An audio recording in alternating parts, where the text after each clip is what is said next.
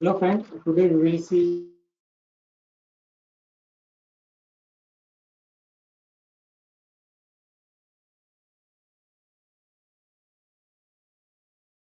required for a numerical. So I will read first numerical. A simple ranking cycle works between pressure of 30 bar and 0.04 bar. The initial condition of steam being dry saturated, calculate the cycle efficiency, work ratio and specific steam consumption. It is very simple numerical. So what is given? Boiler pressure is given 30 bar. After boiling, we are getting steam of 30 bar. हमें 30 बार की steam मिल रही है जो dry और saturated है, मतलब ये vapour line पर है. ओके, यहाँ से वो टर्बाइन में एक्सपांड होगी 2 तक, मतलब 0.04 बार तक, 30 बार से 0.04 बार तक एक्सपांड होगी. कंडेंसेशन, पंप और अगेन बॉइलिंग. ओके, सो हमें निकालना है इफिशिएंसी, वर्क रेशियो और स्पेसिफिक स्टीम कंजम्पशन. ओके, तो पहले हम सभी पॉइंट की एंथैल्पीज निकालेंगे. अब ये 1 पॉइंट वेपर लाइन पर है, तो मैं directly without any formula steam table से उसकी एंथैल्पी मिलेगी, क्योंकि वेपर लाइन की सभी प्रॉपर्टी जी से मिलती है, h g. So H1 equals to h g at 30 bar. Steam table से हमें मिला 2803 किलोजूल पर केजी. ओके, अब हमें इस सेकंड की एंथैल्पी निकालनी है, लेकिन सेकंड पॉइंट वेट रीजन में. और आपको मालूम है अगर वेट रीजन में तो उसका ड्राइनेस फ्रैक्शन मालूम होने के बाद ही हम कोई प्रॉपर्टी उसकी निकाल सकते हैं. ओके, मतलब अगर हमें इसकी एंथैल्पी निकालनी है तो हमें इसका ड्राइनेस फ्रैक्शन मालूम चाहिए, लेकिन अब इसके ड्राइनेस फ्रैक्शन मालूम होने के लिए हमें कुछ और प्रॉपर्टी मालूम होनी चाहिए. जैसे कि अब 1 to 2 आइसेंट्रोपिक एक्सपेंशन है, मतलब 1 की जितनी एंट्रोपी रहेगी उतनी 2 की रहेगी, बराबर. मतलब 2 की एंट्रोपी हमें मालूम हो सकती है और बाद में उसका ड्राइनेस फ्रैक्शन निकाल सकते हैं. तो इसलिए हम 1 की एंट्रोपी भी निकालेंगे डायरेक्टली 30 बार पे. यस जी देखो 7.078. Okay, so S1 equals to S2, क्योंकि ये आइसेंट्रोपिक एक्सपेंशन टर्बाइन में, इसीलिए एट कांस्टेंट एंट्रोपी. और S2 को हम लिख सकते हैं SF2 plus x into SFG2, क्योंकि वेट रीजन में कोई भी प्रॉपर्टी निकालनी तो उसके लिए यही फॉर्मूला है. ओके, तो ये हमें मालूम है SF2 0.04 बार पे देखना है स्टीम टेबल में, वो 1.303, और SFG स्टीम टेबल पे 0.04 बार पे 6.0 बार. यहाँ पर मैंने जो लिखा है एट 0.4 बार, मतलब जो भी प्रॉपर्टी हमें लगेगी वो हम इस प्रेशर पे देखेंगे स्टीम टेबल में. तो after calculation we got dryness fraction 0.954, मतलब सेकंड पॉइंट का ड्राइनेस फ्रैक्शन इतना है. अब हम आसानी से इसके एंथैल्पी निकाल सकते हैं HF2 plus x into HF2. अब ये 2.0.04 बार पर, इसीलिए 0.04 बार को उसकी प्रॉपर्टी देखनी. स्टीम टेबल से हमने ऐसे HF2 देखा, HFG भी देखा 0.04 बार पे, हमें मिला H2. ठीक, अब हम टर्बाइन का वर्क निकाल सकते हैं H1 माइनस H2, वो मिला 940 किलोजूल पर केजी. अब हमें पंप का वर्क निकालना है. पंप का वर्क हम कैसे निकाल सकते हैं? H3 माइनस H4 या H4 माइनस H3, लेकिन H4 हमारे स्टीम टेबल के रेंज के बाहर है, उसकी वैल्यू नहीं मिल सकती, इसलिए हमारे पास दूसरा फॉर्मूला है VF3 इंटू दोनों का प्रेशर डिफरेंस. तो VF3 कहाँ पे देखेंगे अपन? 3 पॉइंट कौन से प्रेशर पे, ये कांस्टेंट प्रेशर लेने, ये 0.04 बार. ये जो VF है हमने 0.04 बार पे स्टीम टेबल पे देखा, उसकी वैल्यू ये P4 30 बार, P3 0.04 बार. ये P4 बॉयलर का प्रेशर है, ये कंडेंसर का.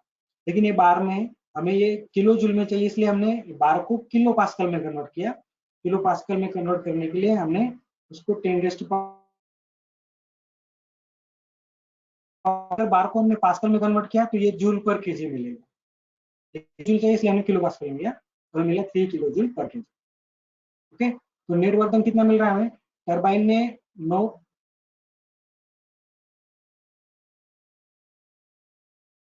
3 किलो जूल पंप के लिए दे दिया. पंप के लिए भी वर्क लगेगा तो वो टरबाइन से लेगा, मतलब नेट कितना वर्क बाहर आ रहा है सिस्टम के? 937 किलो जूल पर केजी. तो वर्क रेशियो क्या होता है? How much work we are getting with respect to how much work we have developed in the system.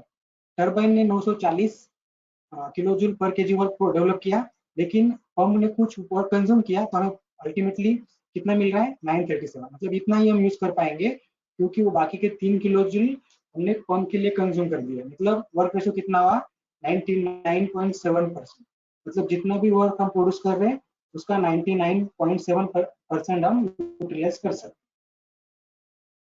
हैं। Efficiency net work upon heat supply, तो heat supply क्या है यहाँ पर, ये 4 से लेके 1 तक, 4 से लेके 1 तक हीट सप्लाई है, मतलब H1 minus H4, H1 minus H4, लेकिन 4 हमारे पास अभी भी नहीं है, लेकिन हम पंप वर्क को क्या लिख सकते हैं, H4 minus H3, pump work अभी H4 निकालना है, 3 इधर गया, तो H4 equal to pump work plus H3, pump work हमने कैलकुलेट किया है, उसका वैल्यू पुट कर दी, H4 मिला 124 किलो जूल पर केजी, तो हमें वो पुट करने के बाद एफिशिएंसी मिलेंगी 0.35 और 35%।